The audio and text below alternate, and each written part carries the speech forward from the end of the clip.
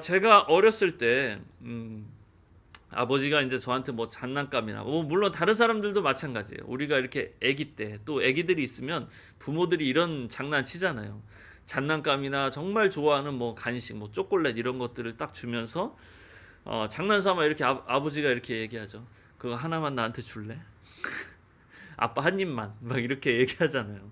장난감 나 잠깐만 놀면 안 돼? 막 이렇게 장난을 치지 않습니까? 그러면 어때요? 어떤 반응이 나옵니까? 아이들한테서.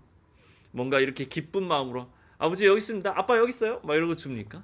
아니죠. 다 이거 안 되는데 막 이러잖아요. 네. 안 된다고 칭얼대거나 울거나 막 안 주거나 막 이랬던 것 같아요.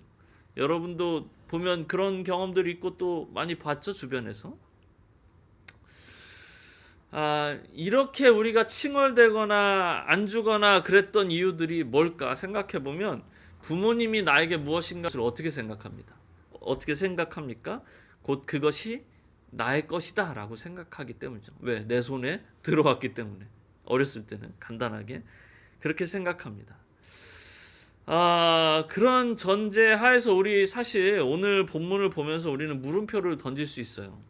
어떤 물음표냐면 이삭을 왜 그렇게 힘들게 주셨다가 왜 다시 뺏어 가시는 걸까? 달라 하시는 걸까? 그런 궁금증 여러분 없습니까? 네, 있죠. 있는데 그냥 너무 어려우니까 그냥 그러려니 아브라함은 믿음의 사람 이렇게 하고 넘어간단 말입니다. 아니 왜 굳이 힘들게 100세까지 기다리게 하셨다가 이삭을 또 주셨다가 또 그러다가 한참 잘 지내다가 왜 우리 가정에 이렇게 불화를 일으키시는 건가?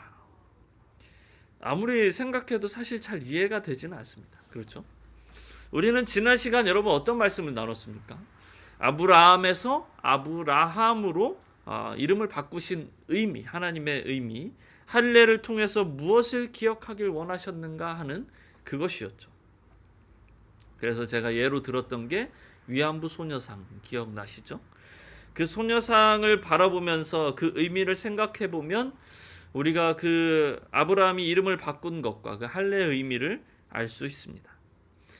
복습을 해보면 첫 번째는 아브라함이 지난날에 경험했던 자신의 어떤 과오, 실수들 그리고 그 믿음 없던 모습들을 기억하고 하나님께서 그러함에도 불구하고 끊임없이 아브라함 너를 내가 이끌고 큰 민족을 이루어 갈 것이다 라는 어떤 하나님의 열심, 의지를 볼 수 있다는 거죠. 그리고 또 할례를 통해서는 아브라함 너의 의지를 통해서 이 민족이 이루어지는 것이 아니라 누가? 하나님의 나라를 하나님께서 직접 하나님의 방법을 통해서 만들어 가신다라는 겁니다. 그런 의미를 통해서 오늘 우리는 이 이삭을 바치는 사건까지 나아가야 하는 것이죠. 그런데 우리는 이삭을 바치는 사건을 보면 어떤 생각을 합니까, 여러분? 단순하게 아브라함이 진짜 믿음이 대단한 사람이구나. 사실 대단한 사람이긴 하죠. 이삭을 바치는 사건까지 갔으니. 근데 어떻게 자기 아들을 바칠 수 있을까? 그리고 또 이런 생각을 할 겁니다. 그리고 하나님은 왜 이렇게 잔인한 행동을 원하셨을까? 아브라함에 대해서는 되게 좋게 생각하죠. 아브라함 참 좋은 사람, 믿음의 사람. 그리고 또 다른 한편으로 하나님은 뭔가 이렇게 좀 하나님에 대해서 우리가 좀 서운한 마음으로 이렇게 하나님을 바라볼 수도 있다는 것입니다.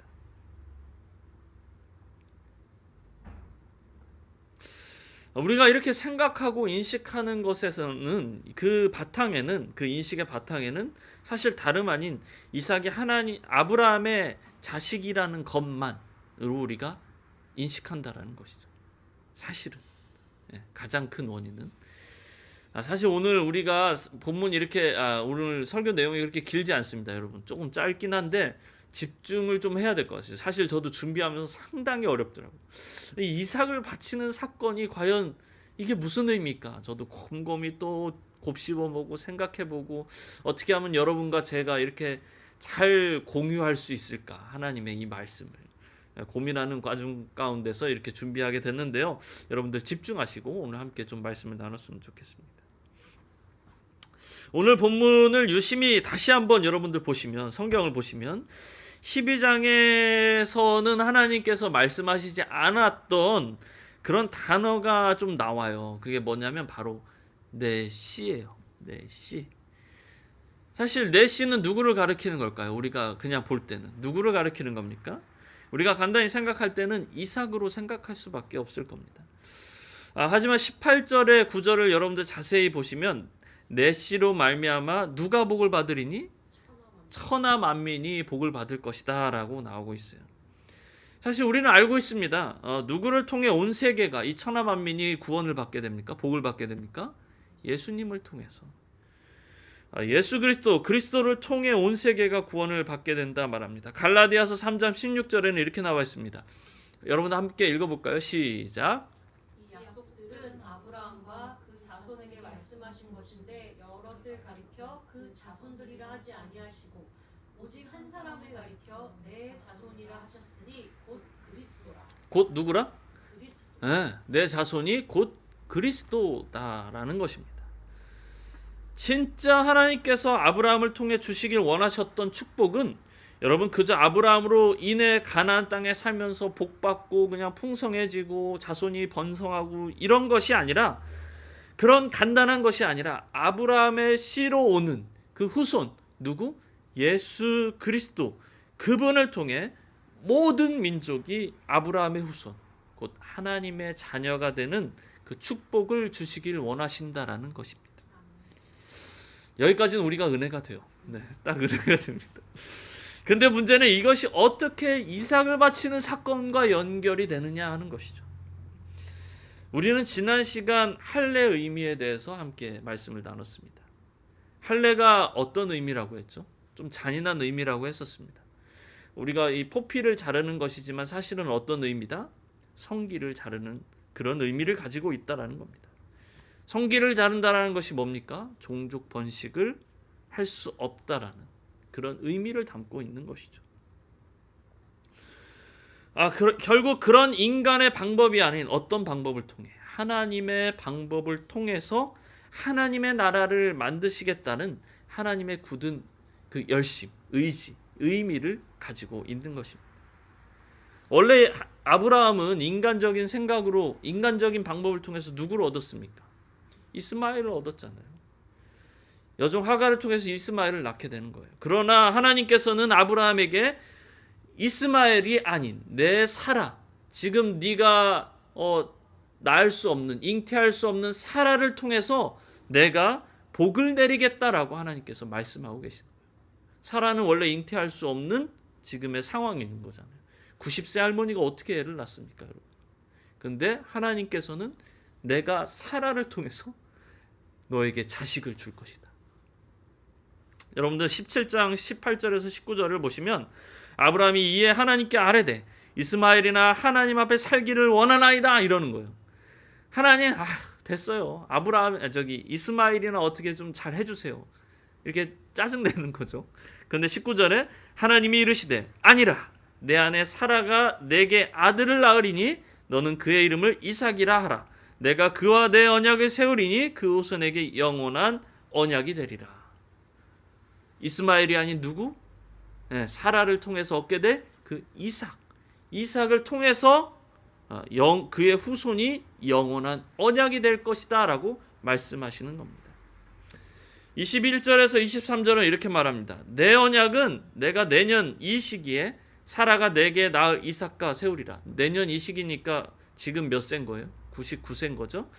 하나님이 아브람과 말씀을 마치시고 그를 떠나 올라가셨더라. 이제 모든 이렇게 뭔가 하나님께서 예언을 하시고 너 이렇게 될 거야 라고 하나님께서 딱 올라가십니다. 그럴 때 23절 이에 아브라함이 하나님이 자기에게 말씀하신 대로 이날에 그 아들 이스마엘과 집에서 태어난 모든 자와 돈으로 산 모든 자 곧 아브라함의 집사람 중 모든 남자를 데려다가 그 포피를 베었으니 24절 아브라함이 그의 포피를 벤 때는 99세였고 이렇게 나와 있습니다.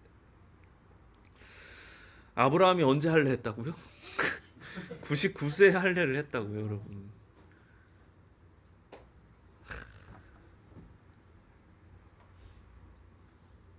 99년의 삶의 끝에서 할례를 하게 된 아브라함. 여러분 할례 만약에 우리가 뭐 이제 남녀가 우리가 다 있으니까 뭐 할례를 한다기보다 뭔가 우리가 뭔가 이렇게 살을 찢게 되는 그런 순간들이 오고 뭔가 정말 결단해야 되는 어떤 삶의 어떤 여정의 어떤 새로운 도약을 하게 되는 그런 순간이 올 때 여러분들은 어떤 마음을 갖게 될까요? 만약에 아브라함이 이제 같이 보자고요. 아브라함이 이러한 포피를 베야 되는 99세의 포피를 할례를 해야 되는 이 상황 가운데서 여러분들 그냥 믿음으로 포피를 할례를 했다 뭐 이렇게 하고 끝날 수도 있지만 여러분들 할례를 하는 그 순간 아브라함이 어떤 마음을 가지고 온 집안의 남자들 우리 그때 그 전쟁 나갔던 사람이 몇 명이었죠? 300 그 사람들 318명이었는데 그 사람들보다 더 많은 남자들 몇백 명이 다 모여서 할례를 했다고 생각해봐요. 여러분 무슨 생각을 할까요? 우리는 지난 4번의 시간 동안 우리가 말씀을 나눴죠. 4번의 시간 동안 아브라함의 긴 인생을 아주 짧게나마 나눴었는데 우리가 봤던 그 인생의 가장 중요한 것은 무엇보다 하나님의 열심이었어요. 아브라함이 조금씩 성장되어가는 그 과정 가운데 하나님께서 그에 맞게 일하시는 그 모습들 우리는 그것들을 봐왔습니다. 아브라함도 그의 인생의 여정을 이제 돌아볼 거예요. 할례를 하는 순간 아니 이스마엘이나 잘 됐으면 좋겠는데 또 하나님이 나타나서 또 내 아내 사라를 통해서 애를 갖게 하시겠다네. 그리고 또 그 증거로 할례를 하라고 하시네. 이게 도대체 어떤 의미일까? 이렇게 하면서 지난날의 시간들 하나님이 자신에게 베풀어 주신 그 역사들을 생각했을 겁니다. 그러면서 이런 생각을 했을 것 같아요. 이거는 제가 생각하는 거예요. 여러분 책에 나와 있는 건 아니고 곰곰이 생각해 보니까 아브라함이 이렇게 생각했을 것 같아요. 아 그렇지. 하나님께서 나를 지금까지 인도하셨지. 하란에서 두려워하고 있던 나를 떠밀듯 가나안까지 또 인도해 주셨고 애굽에서 내가 아내도 팔았는데 아내도 돌려주시고 조카를 구하러 갔더니 또 도와주시고 생각해 보니 다 모든 것이 하나님의 은혜였구나. 내가 한다고 생각했었는데 내가 한 것이 아무것도 없었구나. 거기에 하나 더. 내 자손까지도 내 힘이 아닌 하나님께서 계획하시고 하나님께서 만들어가고 계시는구나. 자연적인 잉태가 불가능한 그 사라를 통해서 하나님께서 생명을 이어가시려고 하시는구나. 결국 하나님이 일하시면 다 되는 거구나. 이런 생각의 끝에 할례를 하면서 이런 마지막의 결론을 다다랐을 겁니다. 앞으로 태어날 내 자식도 내 것이 아닌 하나님의 것이구나. 하나님께서 그를 만들어 가시겠구나. 아브라함은 이것을 깨달았을 것입니다. 우르에서 우상 숭배의 가정 가운데 자라왔던 그의 삶에서 이제는 어떻게 변했습니까? 하나님의 열심을 보고 믿는 자리까지 오게 된 것입니다. 그렇게 100세에 누구를 얻습니까? 이제 이삭을 얻습니다. 여러분 얼마나 기쁠까요? 하나님이 드디어 마침내 내게 하나님의 손으로 자녀를 허락해 주셨구나. 그리고 나서 오늘 본문이 이렇게 쫙 나오게 되는 거죠. 1절과 2절을 보시면 여러분 이렇게 나와 있습니다. 여러분들 함께 읽어볼까요? 시작. 그 일 후에 하나님이 아브라함을 시험하시려고 그를 부르시되 아브라함아 하시니 그가 이르되 내가 여기 있나이다. 여호와께서 이르시되 내 아들 내 사랑하는 독자 이삭을 데리고 모리아 땅으로 가서 내가 내게 일러준 한 산 거기서 그를 번제로 드리라. 아멘. 갑자기 방금 전까지 기뻤는데 어떤 일이 펼쳐집니까?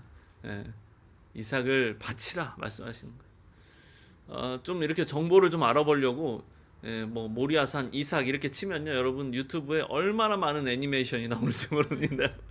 아이들을 위한 간단한 애니메이션이 정말 많이 나오는데요. 드디어 시작됐습니다. 이 말씀을 들은 아브라함 어떤 마음이었을까요, 여러분? 할례까지 했는데 피를 보면서까지 하나님의 말씀을 지키겠다고 순종하겠다고 했는데 그렇게 해서 얻었던 이 이삭을 하나님께서 다시 바치라는 거예요. 여러분이라면 어떤 마음이 들까요? 우리 진수 어떤 마음이 들까? 우울했을 것 같아요. 우울했을 것 같죠. 정말 맞아요. 가장 큰 마음은 우울했을 것 같아요. 예. 또 어떤 마음이 또 들까? 우리 다영 목사님 어떤 마음이 들겠습니까? 하늘이 무너지는 것 같아요. 하늘이 무너지는 정확한 표현입니다. 하늘이 무너지는 것 같겠죠. 아니 어떻게 해서 어떻게 노력을 해서 얻은 내 아들 이삭인데. 그리고 또 생각해 보면 하나님이 그렇게까지 하셔서 나에게 하나님이 주신 아들 아닙니까? 내가 얻은 이스마엘이 아니에요. 내 노력으로 얻은 이스마엘도 아니고 하나님이 그렇게 기다리라고 해서 백세해 준 내 아들 이삭인데 그 아들을 바치라니. 하나님 왜 이렇게 잔인한 거지? 여러분 기억나십니까? 아브라함이 그렇게 순종적인 사람이었나요? 아니었어요. 예. 우리랑 같은 그런 사람이었습니다. 가나안에 있으려 했더니 어디를 가요? 애굽을 가요. 애굽을 가서 아내를 팔고 하나님이 자손을 주시겠다 했는데 자기 종한테나 종한테나 물려가게 생겼습니다. 내 재물이 내 상속자가 이 종이 되겠습니다라고 막 짜증내고 또 우리 아까 봤지만 이스마엘이나 잘해주시오 하나님한테 이렇게 얘기하고 있지 않습니까? 그런데 오늘 본문에는 아브라함이 어떤 말도 하지 않습니다. 그리고 하나님의 말씀에 즉각적으로 순종을 보입니다. 2절 말씀에 아까 뭐라고 했어요? 거기서 그를 번제로 드리라 라고 딱 말씀하는데 3절 딱 보시면 이렇게 나왔습니다. 아브라함이 아침에 일찍이 일어나 나귀의 안장을 지우고 두 종과 그의 아들 이삭을 데리고 번제에 쓸 나무를 쪼개어 가지고 떠나 하나님이 자기에게 일러 주신 곳으로 가더니 하고 나옵니다. 아무 말 하지 않습니다. 그리고 짐을 일찍 싸서 떠나게 됩니다.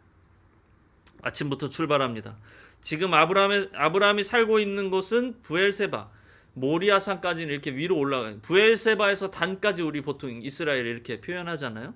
그래서 부엘세바가 맨 밑이고 단이 맨 위에요. 모리아산은 그 중간쯤 갈릴리 요 밑에 갈릴리 어디 요 밑에 있어요.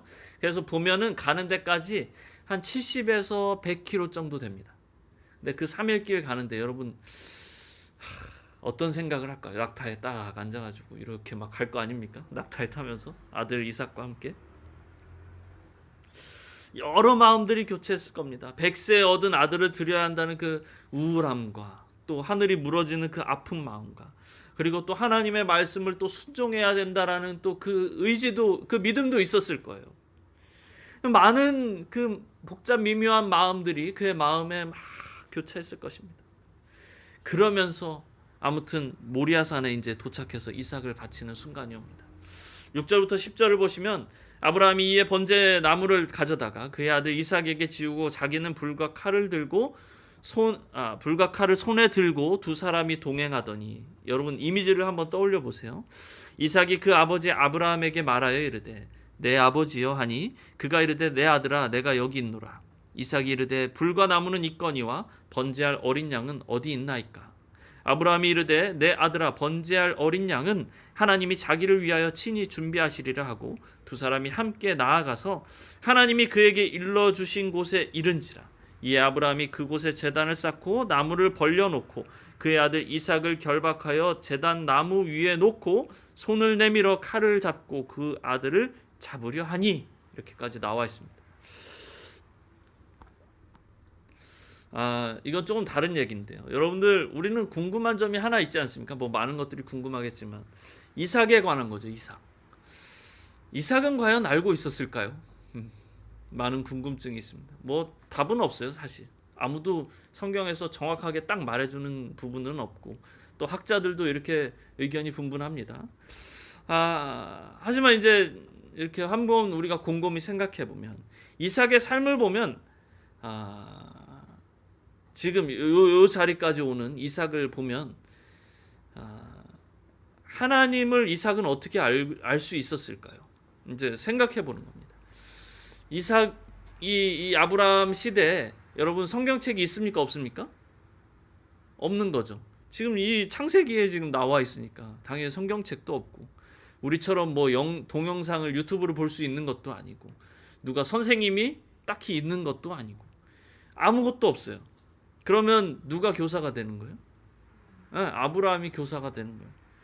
그럼 이제 우리가 옛날 옛적에 이렇게 생각한단 말이죠. 심심하면 아브라함이 불러다가 이삭아 옛날의 말이다 이러면서 옛날 옛적에 막 이러면서 내가 젊었을 적에 이렇게 하면서 막 이야기를 했을 겁니다.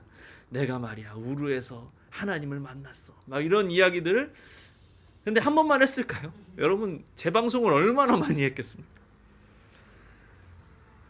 맨날 재방송을 했을 거예요.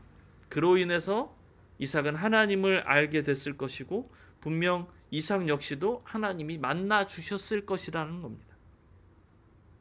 물론 하나님을 알게 된 것은 아브라함을 통해서지만 결국 하나님은 이삭을 만나 주시고 이삭의 믿음 역시도 하나님께서 계속적으로 하나님의 열심을 통하여서 성장시켜 가고 계셨을 것입니다.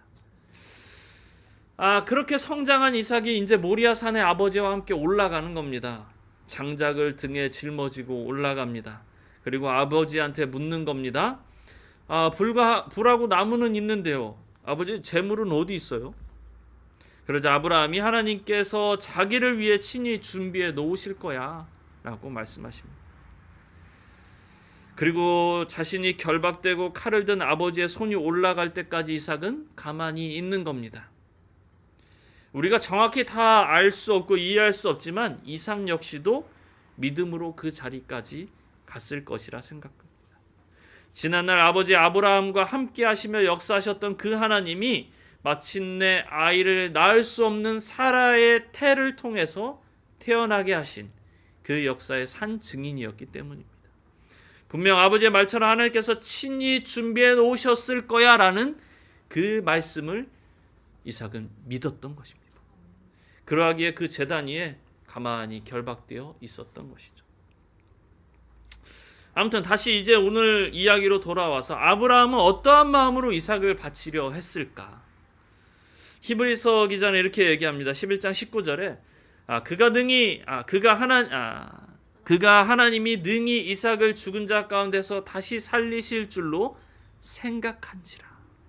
다시 그가 하나님이 능히 이삭을 죽은 자 가운데서 다시 살리실 줄로 생각한지라. 비유컨대 그를 죽은 자 가운데서도 죽은 자 가운데서 도로 받은 것이니라라고 이야기합니다. 아브라함에게 어떤 신앙이 있었던 것입니까? 부활 신앙이 있었던 것입니다. 이삭을 다시 살려주실 거다라는 그의 확고한 믿음이 있었던 것이죠. 그 믿음을 가지고 이삭을 바치려 했던 것입니다. 11절과 이제 12절, 13절 여러분 같이 한번 읽어볼까요? 시작. 여호와의 사자가 하늘에서부터 그를 불러 이르시되 아브라함아 아브라함아 하시는지라. 아브라함이 이르되 내가 여기 있나이다 하매 사자가 이르시되 그 아이에게 내 손을 대지 말라. 그에게 아무 일도 하지 말라. 내가 내 아들 내 독자까지도 내게 아끼지 아니하였으니 내가 이제야 내가 하나님을 경외하는 줄을 아노라. 13절 아브라함이 눈을 들어 살펴본즉 한 순양이 뒤에 있는데 뿔이 수풀에 걸려 있는지라. 아브라함이 가서 그 순양을 가져다가 아들을 대신하여 번제로 드렸더라. 11절에 보면 아브라함아 아브라함아 부르시는 거예요. 정말 다급했던 순간이었던 것이죠. 아브라함을 몇 번이나 불러요? 2번이나 불러요. 구약 성경에서 우리가 이렇게 반복되는 건 정말 중요한 거예요. 그리고 정말 급하거나 뭔가 이런 것들을 상징한단 말이죠. 하나님께서 이 말씀을 종합해보면 이렇게 우리가 설명할 수 있을 겁니다. 하나님께서 이렇게 말씀하시는 거죠. 너의 것이 아니라는 고백을 내가 들었다. 너가 진짜 이제 믿음이 생겼구나. 너의 것이 아니라는 고백을 내가 들었다. 너의 진짜 믿음이 생겼구나. 그러면서 뒤에 뭐가 나타나요? 순양이 나타나게 됩니다. 순양이 무엇을 상징하는 겁니까, 여러분? 예수 그리스도를 상징하는 것입니다. 사실 모리아산은 여러분 후에 솔로몬의 성전이 세워지게 건축된 자리입니다. 그리고 모리아산에서 누가 죽임을 당한 겁니까? 십자가 사건. 그리스도의 십자가 처형이 이루어지는 그 자리가 어디예요? 모리아산인 거예요. 거기까지 오게 되는 거예요. 사실 우리는 죽을 수밖에 없는 존재임을 우리는 잘 알고 있죠, 여러분. 그래서 모리아산에서 번제로 우리는 어떻게 돼야 돼요? 드려져야만 하는 거예요. 죽을 수밖에 없는 거예요. 하나님의 약속이 없다면 이삭은 원래 없는 존재인 거예요. 없는 존재여만 하고 아브라함의 자손은 그 전에 이야기했던 그 인간의 방법에 의해서 태어난 누구? 이스마엘로 그냥 살아가야만 하는 것이죠. 그래서 종 엘리에셀이나 이스마엘에게로 재산이 다 넘어가야만 하는 것이죠. 하지만 하나님의 열심을 통해서 백세 이스학을 얻게 하시고 그를 통해 하나님의 나라를 계속적으로 이루어 가시겠다 하나님께서 말씀하시지 않습니까? 결국 이삭을 바치는 그 사건의 제일 중요한 것은 바로 대신 제물이 되어진 순양을 봐야 하는 것입니다. 하나님의 열심의 어떤 결정체인 것이죠? 바로 이거 어디로 가는 것입니까? 아브라함의 씨, 예수 그리스도까지 가게 되는 것입니다. 그래서 창세기에서 나오는 그 내 씨로 말미암아 천하 만민이 복을 받게 되리니 이 말씀, 이삭을 대신해서 제물이 된 순양처럼 죽을 수밖에 없는 우리를 대신해 십자가에 달려 죽으신 예수님으로 인해서 우리가 하나님의 자녀로 살아갈 수 있게 된 것이라는 것입니다. 여러분, 이것이 은혜입니다. 박영선 목사님의 하나님의 열심 이 책에서 구약과 신약을 이렇게 표현합니다. 영화로 보자면 구약은 영상 같은 거라는 거예요. 영화에서 영상만 나와, 화면만 나오는 거예요. 그래서 신약은 자막 같은 거 이렇게 생각을 한다는 겁니다. 그래서 두 남녀가 막 웃고 있어요. 막 웃고 있는데 영상으로만 보면 되게 사랑스러운 모습, 되게 아름다운 모습인데 자막으로 이렇게 딱 이제 설명을 해주셨는데 내용은 뭐냐면 부부 사기단인 거야. 부부 사기단.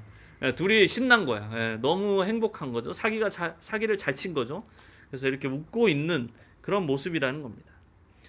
구약만으로는 우리가 성경을 온전히 이해할 수 없습니다. 신약과 함께 봐야만 우리가 구약의 많은 부분들을 이해할 수 있는 것이죠. 그리고 구약의 곳곳에 그리스도의 십자가가 여기저기 막 숨어 있습니다. 그것을 우리는 신약을 통해서 찾아내야 한다는 것이죠. 그래서 아까 봤던 본문 갈라디아서 3장 16절에 우리가 이 내용의 결론을 이렇게 내어주고 있는 것입니다. 여러분 같이 한번 다시 읽어볼까요? 시작. 이 약속들은 아브라함과 그 자손에게 말씀하신 것인데 여럿을 가리켜 그 자손들이라 하지 아니하시고 오직 한 사람을 가리켜 내 자손이라 하셨으니 곧 그리스도라. 아멘. 이 부분을 봐야만 여러분 아브라함의 약속의 의미를 우리가 더 명확하게 볼 수 있는 것입니다.